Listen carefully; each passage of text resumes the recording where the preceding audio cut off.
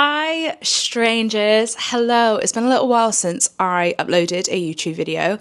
I have to be really honest, I am sat on a mountain, maybe a molehill of half edited videos that I want to obviously finish and upload, but I wanted to upload this one first.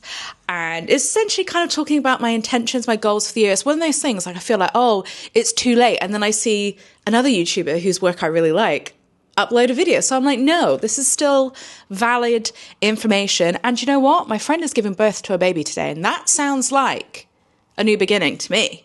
So why not film and upload this video now? So I did a video like this last year, and so I'm going to link that down below if you want to watch that and have more information, more inspiration. Absolute spoiler alert for this video, it's going to be a yap fest. It's going to be an absolute yap fest. You can I like to watch YouTube videos whilst I'm doing the washing up, whilst I'm pottering around, and I am more than happy to keep you company whilst you're doing that. But alternatively, you can stare at my face if you want to. Whatever works for you. But just so you know, it's going to be a lot more like audibly, hopefully stimulating than visually. But anyway, hey, let's chat. I will say about New Year's resolutions and all that type of thing, I think that also part of the reason why I feel like I'm almost kind of getting going in February is you spend, at least in the Western world, you spend the end of the year sort of in excess, and, you know, all around Christmas and the festive period, it's definitely a lot of eating, indulging, kind of what have you, which is like fine, because also we're supposed to be hibernating right now. You know what I mean? Like, I'm supposed to be asleep. So are you. So the winter's tough, and I understand why people go all out for Christmas.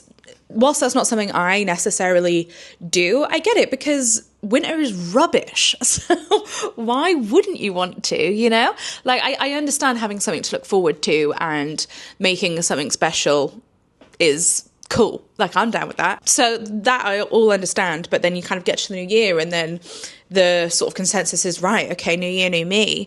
I need to do all these things and be perfect, as if you haven't just been encouraged to sort of let all that go. So all that to say, I still do think, like, again, with that momentum kind of being like, oh, like, maybe I should take stock of what I want to do, and like, maybe I should reevaluate my goals and where I'm heading. And so that is what this video is about today. I've heard people refer to, oh my God, there's a crow. Oh, I think he wants me to put some nuts out. I'll put some nuts out after this, I promise. But yeah, so that's what this video today is all about, I guess, like guidelines, but maybe being a bit more soft with yourself, which is definitely my approach. I do want to quickly go over what I mentioned last year, which was honing my illustration skill. Didn't do that one bit, other than obviously making prints. But I don't have a sketchbook practice. I didn't work on that really at all, and that's on me. So that is definitely something that I will be considering. I still want to do the artist's way, still not done that. And that's something I really need to get into the mindset to dedicate some time to, which I'm figuring out when is the best time to do that. I mean, I guess there's no time like the present, but I've actually been quite busy this January, and we'll get onto that in a sec. So there's that, to do 4 markets a year. I did do that, but I did them all in the first half of the year. And I think first and foremost was look after myself, and again, let myself down on that one as well. I was burnt out going into the year, and I think continued to be burnt out for the entirety of 2024. Speaking candidly, I don't think it was the best year for my creative practice.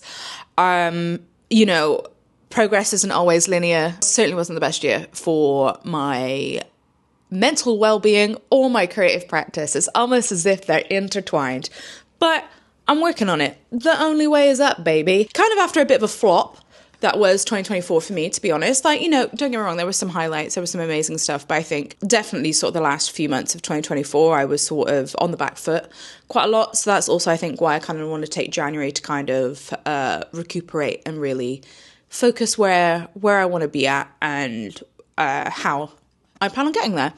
Anyway, so I have some more goals and some more guidelines that I want to talk about and I want to share with you. And I guess, first of all, I want to define my creative practice. This is my philosophy when it comes to eyeliner, which actually my eyeliner went terribly today. But I've been an emo since I was like 10 years old. So eyeliner, for the most part, comes easy to me. But when people always ask me about eyeliner and doing eyeliner, this is what I say. You need to if your eyeliner has gone wrong in any way, you need to identify what is different about each other. Like, you need to essentially assess the problem rather than just go in ham with more eyeliner, because before you know it, it's going to be, you know, rivaling Amy Winehouse, which is a look in its own right. Don't get me wrong. If that's what you're going for, then get it, girl. But I sense that's maybe not sometimes always what people want to go for. And I feel like I need to look at my creative practice the same way and kind of identify what I want from it and what steps I need to take to get there. So I feel like my creative practice is three, I don't want to say tiered, but a 3-circled Venn diagram. And I'm in the middle. And then there are 3 main points that kind of overlap with one another and therefore informs my entire creative practice. So I think the first circle is what I've already been doing, and I don't really know how to put that into like a quippy little sentence. But essentially, it is important to me to have prints that are available at an accessible price point. I know to a certain extent I am selling myself short. I am selling the medium short by selling my prints for as cheap as they do.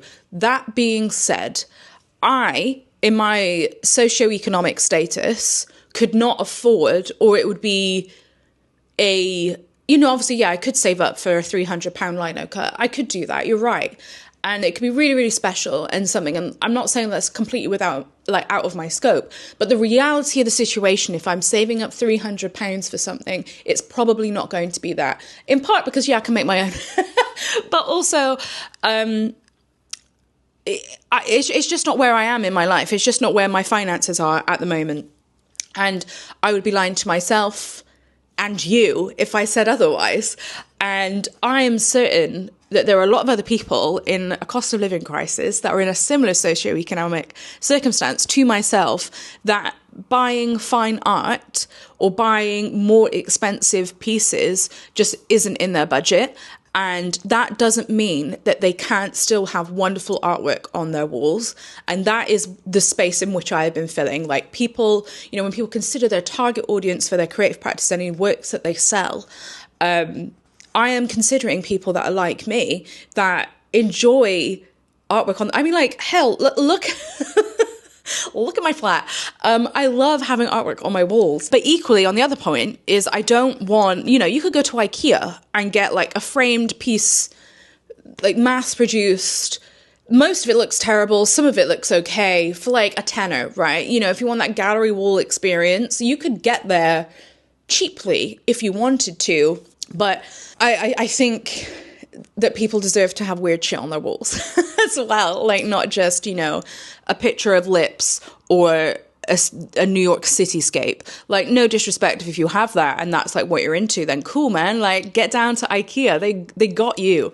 But, and I actually like to state, again, I sound like I'm ragging on IKEA. They do have some all right prints. Like, there's some stuff in there that I wouldn't not have. I feel like there is like this market, and I'm certainly not the only person in there that is doing like more affordable prints, an affordable price point. And why I think this is also beneficial for my greater creative practice, it makes things less scary to experiment and try out new techniques, try out new inks, paper stocks, all that type of stuff, because it's a lower risk. If I'm selling it at a lower price point, I feel like I don't have to necessarily like market it as much, because it is just, I also think there is a place for you to sort of sell like your experiments and you to have a play and maybe, like, I'm literally looking here, right?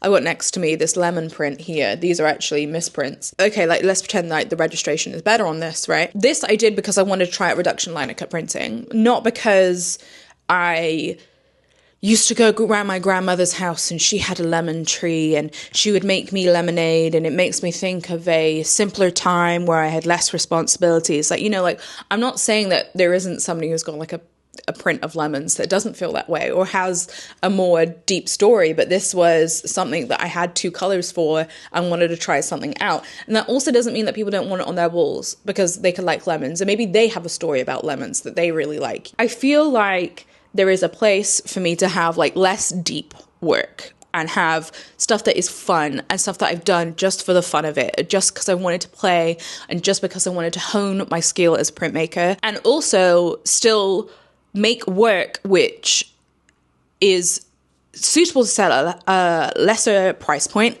and again considers people like me. So that's kind of in a roundabout way of saying where I've currently been at and what I've been currently focusing on at a not fine art level.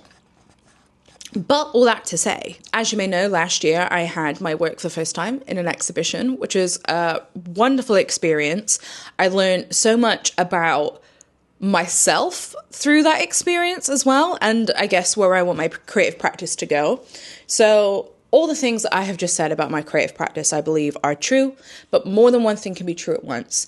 I also want to create work which I don't have, I can take my time on, that isn't as, you know, I was in this exhibition with people where they were selling their work for, there was some people that sell their work for over £1,000, and like it was a big piece too, and had some like collage work, but this was a printmakers exhibition specifically. And I feel like, who am I to tell them that they're pricing that too high? Because they know their worth, and that's great. But when I was there and I'm there selling prints at £12.50, I'm kind of like, again, like nobody was horrible to me. Nobody was nasty to me. Nothing like that at all. But I feel like if you really want to get into it, I feel like in my day-to-day life, I move within my social class comfortably. I am, you know, that is the world in which I move in and I interact with. But there are some instances in my life, some like key points or interactions that I've had in my life that really makes me confront my social class. And being in an exhibition was one of them. And as I said, nobody was rude, nobody was mean, nothing. But I felt so othered in that experience. And like, as I said, like I don't want you to think like it was a bad experience. It wasn't. It was good. And again, this is in turn what has led me to where I'm at now. But like, I felt so out of place, and in part I feel like there will also be imposter syndrome, because like also for this exhibition I was the guest artist, so that meant that I had more works up. There was like a blurb all about me and my creative practice and where I've come from, which nobody else had in that exhibition. So, you know, one would argue I was top dog in that situation. I did not feel like top dog in that situation. As I said, like I do feel like part of that is imposter syndrome, but another part makes me feel like I want to create work that is more suitable to that environment. And that is not to say that I'm like compromising on my like personal integrity or anything that I don't care about myself. That's not true. I think it leads to a unique opportunity for me to be able to create work that I can make that's bigger, that has more, I guess, thought behind it. Because as I said, like, I'm happy to sell this print behind, you know, with my name behind it. I'm happy at the moment I'm taking part in Printers Solstice, which again, like, is a prompt-based list. I'm happy to sell the work that's behind that too, even if it is kind of, it's been prompted out of me rather than something that has been like dying to be expressed out of me either. Like, I still think there is definitely room within my creative practice for that. But also I think there is room to spend longer on pieces. So if I want to do more reduction liner cuts or multicolored liner cuts, like that takes time and effort and energy, and that is not done in one sitting. I mean, neither one of these, but, you know, like I feel like there's part of my creative practice where I can really lean more into a fine art space and sell it for what it's worth. Because I think that's kind of like what's like held me back a bit, is I've wanted to still represent and make work for people in my circumstance, but ultimately I still should be paid a correct wage for the amount of work that I've put into it. So am I just selling myself short? So all that to say, I want to create more bigger pieces, more intricate pieces, whilst still balancing what I currently do. So at the moment, I'm doing quite a lot to do with Printers Solstice, but literally today, I'm going to start a really big print, which I'm also going to film. So subscribe if you want to see all of that. And I would love to know where you guys sit on what I've just rambled on about, like about pricing your work. Like, I'm terrible at it. I hate it. I would love there to be universal basic income, and I can just like potter around playing with all the mediums that I want to and sharing them and collaborating with people. But that's not late stage capitalism, is it? So bummer. And last but not least, again, I said it's 3-tiered. So my final thing is collaboration, like collaboration and communication, I guess they're kind of together. So actually, this past month has been quite heavy on that part of my creative practice. So I have completed one project. I've made a artwork for somebody's single that'll be released next month. Like that's all said and done, and that was like quite a quick turnaround, but that was like really fun. And then I am currently in the process of making a save the date for some of my friends. They're getting married, and they've commissioned me to do some save the dates for them. And I feel like both of those projects kind of lean also into my graphic design background as well, because I'm doing a lot to do with that as well. Like I'm really, dusting off that degree of mine. But also I'm able to link it in with the printmaking as well, which I think is really fun. I feel like that's kind of, I guess, more like client and, designer or artist in this case, like very much like commissioned. Whereas I would be definitely more interested to do, I guess, more like collaborative work. Like all that to say, like the process was pretty collaborative on the prints that I'm making for them, for both of these clients. I am also, my partner is going to be in an exhibition. He's a photographer. He's going to be in one in late March, and he wants me to do a CMYK screen print for that. Again, I want to film that process, so stay tuned for that one. I feel like those are very, as I said, like I guess like more traditional stuff, but again, like I want to like make zines with people, maybe do my own exhibition, all those type of things, where whether I'm doing like teaching or like workshops or anything like that, I would definitely still very interested in doing that. And I guess like communication comes into that as well, which comes into this as well. Like I love YouTube. I watch YouTube all the time.